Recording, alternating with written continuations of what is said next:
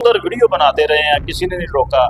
और एक बंदा जो है वो बैट लेके आता है, हिट करता है, जगह से बैट पकड़ता है और बैट जो है वो आप देख रहे हैं, वो लड़का जो अपने भाई को गोद में लेकर बैठा है जख्मी हालत में, वो भी जख्मी है। घर में बता के गए होंगे कि हम अपने बच्चों के लिए, माँ बाप के लिए फल लेके आ रहे हैं, और उधर जाके एक बेटा मारा जाए और एक बेटा शदीद जख्मी हो। बिस्मिल्लाहिर्रहमानिर्रहीम जी। आज की जो स्टोरी है वो दिल दहला देने वाली है। सिर्फ 30 रुपए की खातर एक जान चली जाती है। फल फरोश और जो खरीदार है उसके दरमियान तनाज़ा पैदा हो जाता है रेट ज़्यादा होने पर, जिसके बाद हाथापाई होती है और मामला कीमती जान के ज़िया तक पहुंच जाता है। उमर फ़रूक मौजूद है, इनसे बात करते हैं। उमर फ़रूक, बताइएगा ये जो रायगंज के अंदर वाक़या पेश आया क्या है? जी, ये रायगंज का एक इलाका है, रत्ती पिंडी गांव। उधर एक पुल है, पुल के ऊपर ये फल फरोश वालों की काफ़ी ज़्यादा जो है रेडी जो लगी है। उधर से दो भाई थे सगे और दूध का काम करते थे।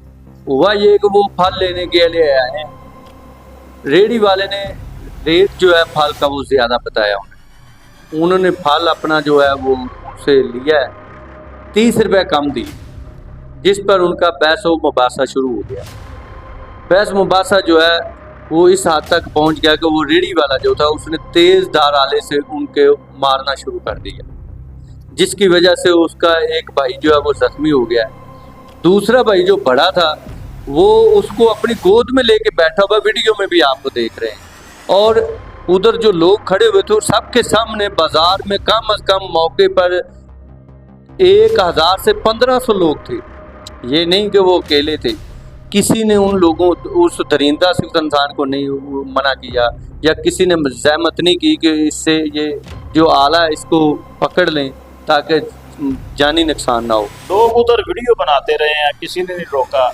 और एक बंदा जो है वो बैट लेके आता है, हिट करता है। वही होता है ना, पहले वो अपने छुरी वगैरह से उनको मारता है, फिर उसका दिल नहीं भरता, वो इतनी गुस्से की तैश में आता है कि वो एक जगह से बैट पकड़ता है। और बैट जो है वो आप देख रहे हैं, वो लड़का जो अपने भाई को गोद में लेकर बैठा है जख्मी हालत में, वो भी जख्मी है। उसके आप देखा होगा कि सारा जो चेहरा है वो जख्मी है। उसको उसने बैट मारा, बैट जो है वो दिमाग में लगा है, नाजुक जगह पे जो सर किया उधर लगा है, और उसकी मौके पे ही डेथ हो गया। दूसरा भाई जो है वो शदीद जख्मी है। इसमें ये बात हिस्सी की बात यह है कि इस हजूम के सामने ये वाक़या हुआ है, किसी ने ये जुर्त नहीं की कि उसको पकड़ लें, उनकी लड़ाई को ख़त्म कर दें, सब तमाशा देखते रहें। हमारे माशरे में ये किस तरफ क्या हो गया? बिल्कुल, अगर मौके पे रोका जाता, छुड़वा दिया जाता तो कीमती जान भी बच जाती और इतना मामला बढ़ना भी नहीं था। अब आप देख लेना, 30 रुपए की कोई वैल्यू है और एक जान ज़ाया हो चुकी है और एक शदीद जख्मी है, दोनों सगे भाई हैं। उसकी हालत भी बहुत ज़्यादा सीरियस बताई जाए। बिल्कुल ऐसे ही है, वो हॉस्पिटल रेफर कर दिया गया लाहौर। और उनके घर में कहराम है। उन जिस बाप के 2 बेटे घर से निकले, आप देखें फल लेने गए, घर में बता के गए होंगे कि हम अपने बच्चों के लिए, माँ बाप के लिए फल लेके आ रहे हैं, और उधर जाके एक बेटा मारा जाए और एक बेटा शदीद जख्मी हो, क्या गुजरी होगी बाप पे। फिर देखें लोग इकट्ठे हैं, किसी ने, सबसे बेइज्जती है, सबसे ये है कि किसी ने छड़वाया ही नहीं। अच्छा, मुल्जमान की क्या सूरत हाल है? वो मारने वाला एक बंदा था या ज़्यादा थे? पकड़े गए हैं, क्या सूरत है? मुल्जमान अभी तक तो एक ही सामने आ रहा है, वीडियो में भी आप देख रहे हैं, एक ही सामने आ रहा है जो उनके असल में जब उसने अटैक किया। अब अदम बर्दाश्त की सूरत हाल आप देख लें।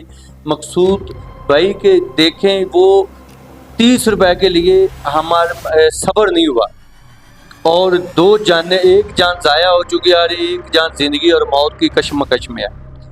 अब दोनों गाड़ी उजड़े हैं, ये नहीं कि वो 2 भाई मरे अब ये जेल जाएंगे, इनका ट्रायल होगा, इनके सजा होंगे। 2 घर चले गए 30 रुपए की खातर। हमारा माशरे में सब्र नहीं है।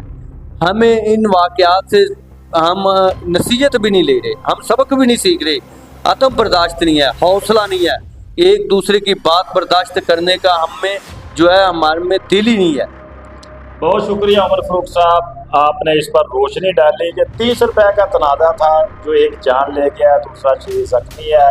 और ये जो बैट के साथ वीडियो में आप देख सकते हैं, जो मारता है ये मौके से अब फरार हो चुका है। पुलिस इसका तयन कर रही है, टीमें तश्कील दे दी गई हैं पुलिस की जानब से और छापे मारे जा रहे हैं।